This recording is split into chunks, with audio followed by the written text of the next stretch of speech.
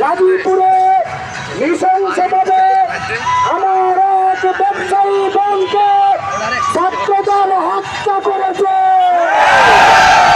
সংগ্রামী প্রিয় উপস্থিতি, আমরা বলতে চাই ছাত্রদল একটা সন্ত্রাসী সংগঠনে পরিচিত।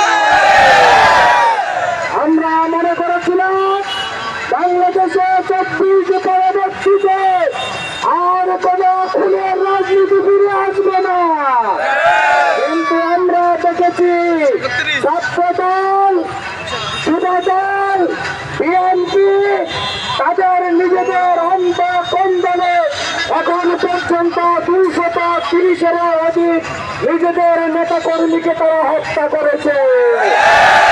নিজেদের নেতা কর্মীদেরকে হত্যা করে তারা ক্ষান্ত হয়নি, বরং তারা বাংলাদেশে বিশ্ববিদ্যালয়ের শিক্ষার্থীদের হত্যা করেছে, কলেজের শিক্ষার্থীদেরকে হত্যা করেছে। গতকালকে গাজীপুরে আমার এক ব্যবসায়ী নিরীহ বোনকে তারা খুবই নৃশংসভাবে শহীদ করেছে। এবং আমরা দেখেছি গত কয়েকদিন আগে শেরপুরে বাংলাদেশ জামায়াত ইসলামী রাজশান ভাইকে তারা কুপিয়ে গলা কেটে হত্যা করেছে। আমরা বলতে চাই ছাত্রদল ছাত্রলীগের পথে হাঁটছে, ছাত্রদলকে ছাত্রলীগের পথে হাঁটতে দেওয়া হবে না। যদি ছাত্রদল তাদের এই হত্যাযজ্ঞ অব্যাহত রাখে তাহলে তাদেরকেও ছাত্রলীগের মতো বাংলাদেশ থেকে বিতাড়িত করা হবে। ছাত্রদলের এই সন্ত্রাসী কার্যক্রম তারা আস্তে আস্তে করে গ্রাম পর্যায় থেকে শহর, শহর পর্যায় থেকে বিশ্ববিদ্যালয় শুরু করার পরিকল্পনা করছে। আমরা সচেতন ছাত্র সমাজ কি তা হতে দেব? আমরা তা রুখে দেব ইনশাআল্লাহ।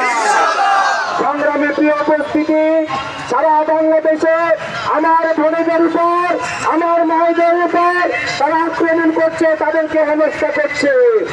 তারা দিনের বেলায় মিডিয়াতে ফাঁকা বলি তোলে তারা নাকি নারীবাদীর পক্ষে, কিন্তু গতকালকে গাজীপুরে যেই বোনকে মারা হয়েছিল, হত্যা করা হয়েছিল, ছাত্রদলের কোন নেতা কর্মীর ফেসবুক পোস্টে সেই বোনের পক্ষ নিতে আমরা দেখি না।